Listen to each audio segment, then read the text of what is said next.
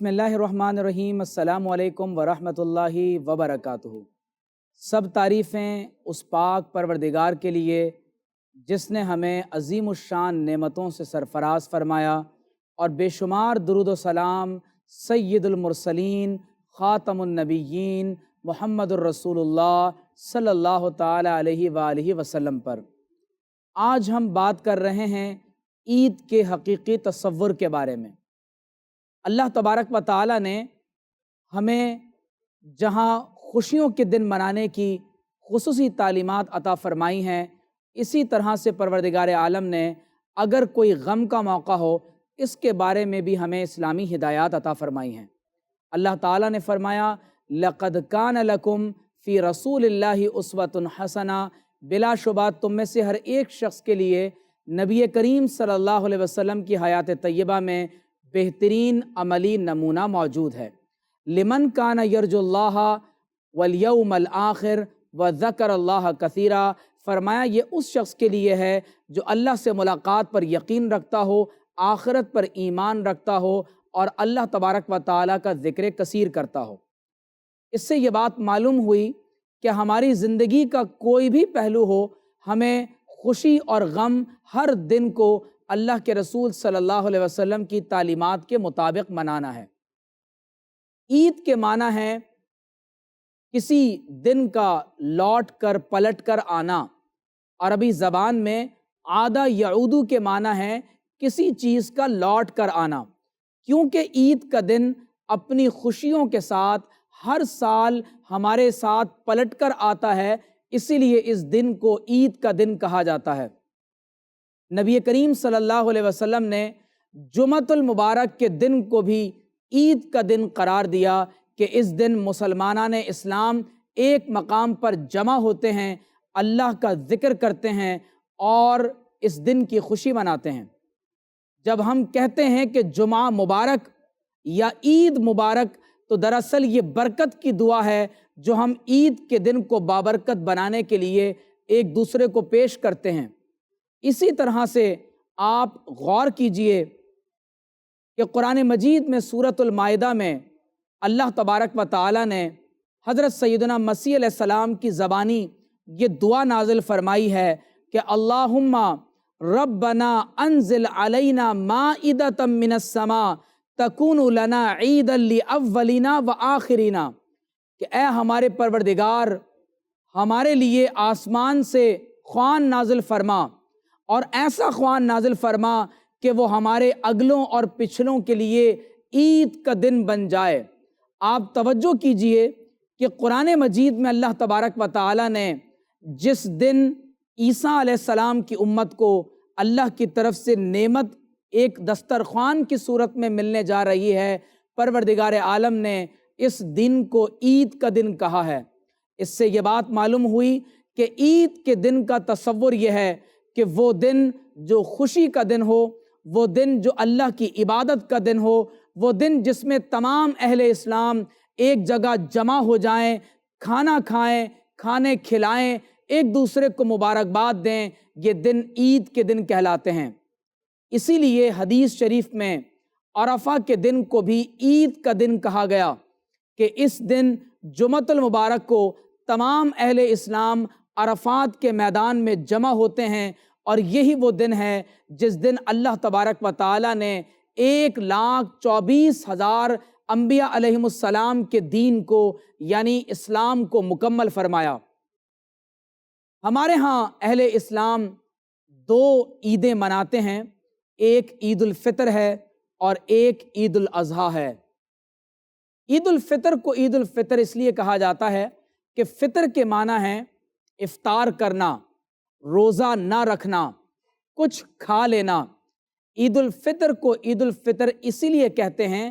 کہ اس دن ہم روزہ نہیں رکھتے، بلکہ اللہ تبارک و تعالیٰ کے رسول صلی اللہ علیہ وسلم کے حکم کے مطابق ہم روزہ افطار کر لیتے ہیں۔ ہم صبح کھانا کھاتے ہیں اور اس کے بعد پھر نماز کے لیے اپنے گھر سے روانہ ہوتے ہیں۔ عید الفطر کو اس وجہ سے بھی عید الفطر کہتے ہیں کہ اس دن ہم صدقہ فطر ادا کرتے ہیں۔ حدیث شریف میں یہ بات ذکر ہے کہ اگر کوئی شخص عید کے دن صدقہ فطر ادا کرتا ہے تو اس سے پہلے اس کے روزے، اس کی نمازیں آسمان اور زمین کے درمیان معلق رہتی ہیں، اور جب کوئی شخص اللہ تبارک و تعالیٰ کی رضا کے لیے صدقہ فطر ادا کرتا ہے تو اللہ تبارک و تعالیٰ اس صدقہ فطر کی برکت سے اس کی تمام تر نمازوں کو اور اس کے روزوں کو قبول فرما لیتا ہے۔ حدیث میں یہ بات ذکر ہے کہ نبی کریم صلی اللہ تعالیٰ علیہ وآلہ وسلم جب عید کا دن آتا تو بہت زیادہ صدقہ فرمایا کرتے تھے۔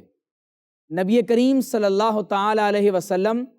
عید کے دن کو عبادت کے طور پر مکمل کیا کرتے تھے۔ یاد رکھیں کہ ہمارے ہاں عام طور پر یہ خیال کیا جاتا ہے کہ شاید ہمیں پورے رمضان جو عبادات اور ریاضات کرنی تھیں، حرام سے بچنا تھا، حلال کو اختیار کرنا تھا، نعوذ باللہ من ذالک چاند رات سے ہی وہ تمام کا تمام معاملہ ختم ہو جاتا ہے۔ اور بعض اوقات لوگ یہ گمان کرتے ہیں کہ شاید ہر وہ کام جو رمضان کے دنوں میں حرام تھا اب تمام حرام کاموں کو نعوذ باللہ من ذالک عید کے دن میں ناجائز کاموں کو جائز کر دیا گیا۔ عید کا دن عبادت کا دن ہے۔ اپنے عید کے دن کا آغاز اللہ تبارک و تعالیٰ کی عبادت سے کیجیے۔ میں آپ کی توجہ ایک اہم بات کی طرف دلانا چاہتا ہوں، اور وہ یہ ہے کہ عید کے دن کا حقیقی تصور یہ ہے کہ ہم عید کے دن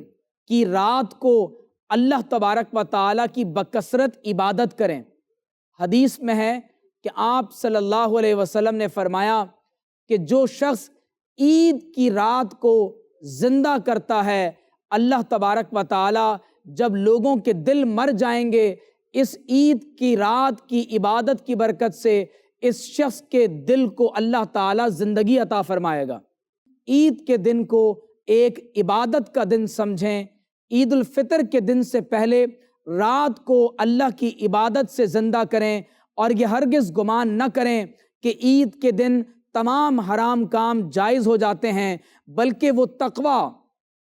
جو رمضان المبارک کے مہینے میں بڑی محنت کے ساتھ عبادت کے ذریعے، ریاضت کے ذریعے، تلاوت کے ذریعے، بھوک پیاس کے ذریعے، درود و سلام کے ذریعے ہم نے اپنے دامن میں سمیٹا ہے، عید کے دن اب اس عبادت کو برقرار رکھنے کی ضرورت ہے، اور ضرورت اس امر کی ہے کہ ہم اللہ کے راستے میں صدقہ کریں، ہم اللہ کے بندوں کو کھانا کھلائیں، اور خاص طور پر وہ رشتے جو ہم سے ٹوٹ گئے، وہ رشتے جن کو ہم نے چھوڑ دیا، آج معاف کرنے کا دن ہے،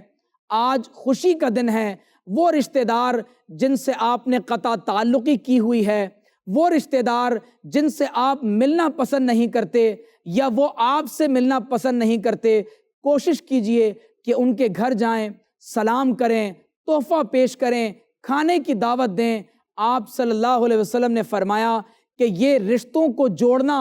ایسا عمل ہے کہ قیامت کے دن یہ اللہ کے عرش کے ساتھ لگا ہوا ہوگا اور دعا کرے گا کہ اے رب کریم، جس نے مجھے توڑا تو اسے توڑ دے، جس نے مجھے جوڑا تو اسے جوڑ دے۔ آج صدقے کا دن ہے، آج خوشیاں بانٹنے کا دن ہے، آج اللہ کی عبادت کا دن ہے۔ اللہ تبارک و تعالیٰ نے قرآن مجید میں ارشاد فرمایا کہ انما الصدقات